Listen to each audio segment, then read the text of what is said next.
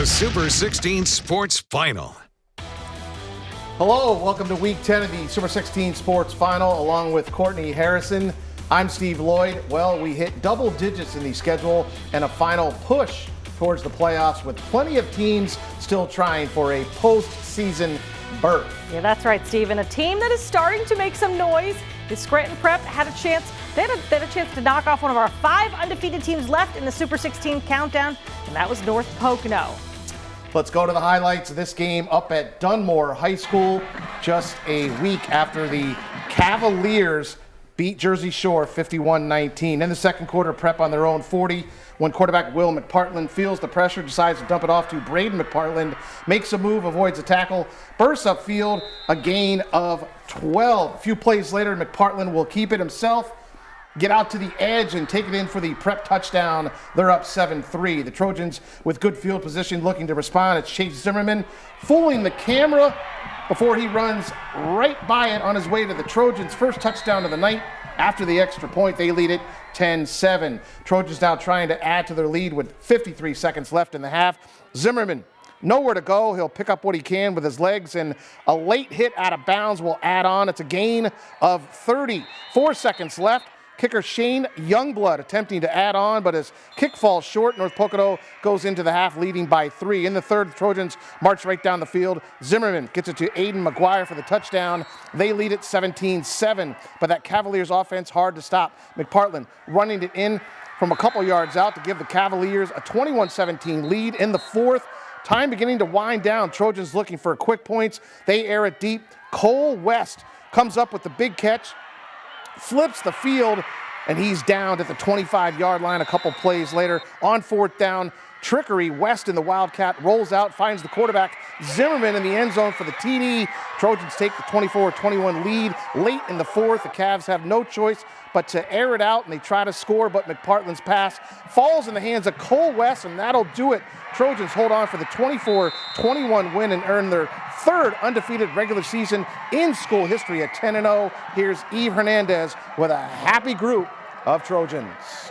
A game-sealing interception for junior Cole West in the Trojans' 24-21 win over Scranton Prep. The Trojans are 10-0 for the first time under Greg Dolan. Prep is a great program. They play great offense. Their offensive coordinator, he's the best in the area. He calls and puts things in binds all the time. But I thought our kids ran to the ball, and our guys did a great job calling the game defensively. And our kids ran to the ball, and they didn't give up. You know what I mean? I think that's the key with this team. They believe they're going to win. And that's really the biggest thing, belief. You know, we run to the ball, we're physical, and I think that's a great thing going into the playoffs for us. It feels awesome. I mean, the last time we were 10-0, my dad was on the team, so it's a crazy feeling. This community, it's special. What year was that? 91, I believe. It's a special feeling. I mean, everywhere we go, everybody's congratulating the team. I mean, we're league champs, we're 10-0, that's exactly where we want to be, but going with it with my boys, it's a special moment I won't forget. Congratulations to them. Number 14, Pittston comes into this game against number 8 Wyoming area on a 7-game winning streak after winning a nail-biter last week over Wallenpaupack, while the Warriors have won 3 in a row after the Week 6 loss to Berwick. A great atmosphere at Jake Sobieski Stadium in West Pittston for this one. The Patriots marched right down the field on their first drive for Brody Spindler to finish it off with a touchdown. The 2-point conversion after made it 8-0 Pittston. Patriots with the ball again. Lucas Lepresto takes the snap, fakes the handoff, and keeps it all to himself. He cuts through the defense, finds a hole, and he can't be caught. It's a 75-yard touchdown. The point after was good, and it was 15-0 Pittston. Wyoming area was then trying to find their mojo, and they did. Jack Ravine passes it to Josh Maruck. He throws a stiff arm before he's dragged down, but he's able to pick up a first down. Nick Champy gets Wyoming area on the board with 6, but the Warriors fail the 2-point conversion. It's now 15-6, Warriors trailing.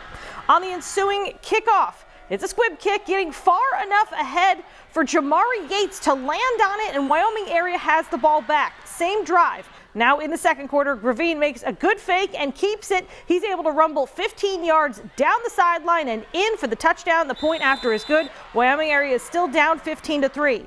Pittston area now deep in their own territory at the 14, but that's no problem when you've got this guy, Brody Spindler, charging down the field 82 yards before he's knocked out of bounds at the 4. After this, he scores a 1-yard touchdown, and it's now 22-13 Patriots.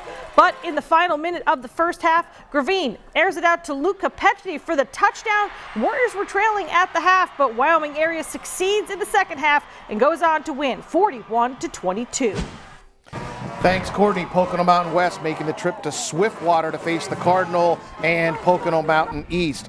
West, Gerald Sims rolls out, finds Brady Bear, a nice gain of 10. That sets up Anthony DePasquale from 2 yards out, touchdown for West, and they lead at 7-zip. Later in the first, here comes East, Amari Green up the sideline, and a gain of 25 for number 1.